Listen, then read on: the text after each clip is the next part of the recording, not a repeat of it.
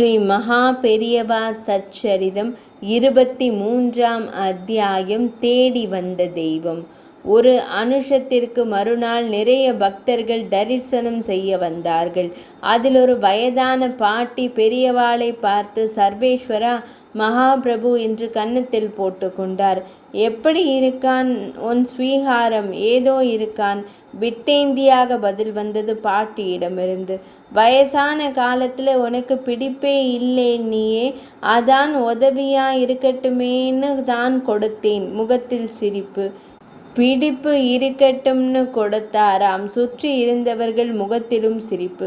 சரி, உன் உடம்பு எப்படி இருக்கு? ஏதோ இருக்கேன், பெரியவா அனுகிரகம். மழை பெஞ்சா ஆத்துல முழுக்க ஒரேடியா ஒழுகிறது, அதை கொஞ்சம் சரி பண்ணி கொடுத்தா தேவலை பெரியவா. என்னது? சுற்றி இருந்தவர்கள் அதிர்ந்தனர். மோட்சத்தை தரவல்ல பராசக்தியிடம் எப்படிப்பட்ட விண்ணப்பம்! இந்த ஊர்ல மழையா? காஞ்சிபுரம்தான் காஞ்சி போயிருக்கே. மறுபடியும் கிண்டல் சிரிப்பு. இல்லையே, இப்போ 2 நாள் முன்னாலே பெஞ்ச மழையிலே கூட ஒழுகித்தே. அப்படியா? சரி, ஏற்பாடு பண்றேன். பாட்டி நகர்ந்தாள். இத்தனை உரிமையோடு பெரியவாளிடம் பேசும் அந்த பாட்டி 8 வயதில் திருமணமாகி விதவையானவள். கணவர் வழியில் ஏராளமான சொத்து. ஒரு பெண்ணிடம் இத்தனை சொத்து இருக்க சொந்தக்காரர்கள் விடுவார்களா என்ன? அதே சமயம் தன்னிடம் வரவேண்டிய ஜீவன் ஒரு நாயாக இருந்தால் கூட பகவான் விட்டு வைப்பானா? பெண்ணுக்கு சற்று விவரம் நன்றாக தெரிந்திருந்ததால் சற்று சுதாரித்து கொண்டாள். காஞ்சிபுரத்திற்கு எதேர்ச்சையாக வந்தவள் தன் சொத்துக்கள் அத்தனையும் காமாட்சிக்கு என்று கூறிவிட்டாள். பெரியவா எவ்வளவோ மறுத்தும் கடைசியில் அந்த பெண்ணின் அன்பான பிடிவாதம் தான் வென்றது. எனவே அவளுக்கு மடத்துக்கு சொந்தமான வீடு ஒன்றை தங்கிக் கொள்ள கொடுத்து விட்டார் பெரியவா. அல்லும் பகலும் பெரியவாளை தரிசனம் பண்ணும் பாக்கியம் ஒன்றே போதும் என்ற பரம திருப்தியுடன் பணத்திற்கு துளியும் முக்கியத்துவம் கொடுக்காத ஒரு ஆத்மாவை அல்லும் பகலும் பெரியவாளை தரிசனம் பண்ணும் பாக்கியம் ஒன்றே போதும் என்று பரம திருப்தியுடன் பணத்திற்கு துளியும் முக்கியத்துவம் கொடுக்காத ஒரு ஆத்மாவை பெரியவா அல்லும் பகலும் ரட்சித்து காத்தருளினார். பாட்டியோடு புன்னகைத்து பேசி கொண்டிருந்தவரிடம் சில பிரமுகர்கள் வந்து ஒரு தட்டில் ஏதோ பத்திரிகையை வைத்தார்கள். சிரித்து கொண்டிருந்த முகம் சட்டென்று மாறியது. என்னது இது? காமாட்சி அம்மன் பிரம்மோற்சவ பத்திரிகை. கலெக்டருக்கு கொடுத்தாச்சா? கொடுத்துட்டோம் பெரியவா. இவாளுக்கு என்று பக்கத்தில் அமர்ந்திருந்த மற்ற 2 பெரியவாளையும் காட்டி கேட்டார். கொடுத்தாச்சு பெரியவா. ஓஹோ, சரி, எல்லாருக்கும் கொடுத்துட்டு இவன் மடத்தை விட்டு எங்கேயும் போக மாட்டான்னுட்டு கடைசியிலே போனா போறதுன்னு எனக்கும் ஒரு பத்திரிகை கொண்டு வந்தேளாக்கும். ருத்ரமுகம். இல்லை, அது வந்து பெரியவா, நிர்வாகிகள் எச்சில் கூட முழுங்க முடியாமல் கால்கள் நடுங்க நின்றனர். கேட்டுக்கோங்கோ, மடத்து சம்பிரதாயம்னு ஒன்று இருக்குன்னாவது தெரியுமோ? பத்திரிகை முதல்ல எங்கே தரதுன்னு தெரியுமோ இல்லையோ? எல்லா சம்பிரதாயத்தையும் மீறி நடந்துண்டா எப்படி? எத்தனை வருஷமா இங்கே இருக்கே. குண்டுகளாக துளைத்தன அனைத்தும். பெரியவா பத்திரிகையை தொடவே இல்லை. மடத்து நிர்வாகிகள் நடுங்கி போய்விட்டனர்.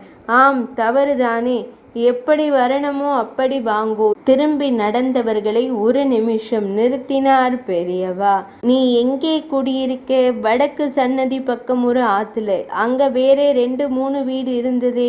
அங்கே சுப்புராமன் இருக்கார். பெரியவாளுக்கோ எந்தெந்த வீடு யார் யார் இருக்கிறார்கள் எல்லாம் அத்துப்படி. சுப்புராமன் தான் மேலே போயிட்டாரே. அவரோட வாரிசுகள் மடத்திலே வேலை செய்யறாளா என்ன? இல்லை, மடத்திலே வேலை செய்கிறவாளுக்கு நாம் வீட்டை கொடுத்திருக்கிறோம். இங்கே வேலை செய்யாதவாளுக்கு எதுக்கு வீடு?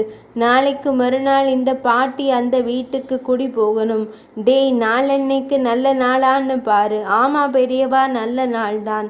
அப்போ சரி, இந்த பாட்டி நாளன்னைக்கு அந்த ஆத்துக்கு போறதுக்கு ஏற்பாடு பண்ணிடுங்கோ. பெரியவா சங்கல்பம் நிறைவேறியது.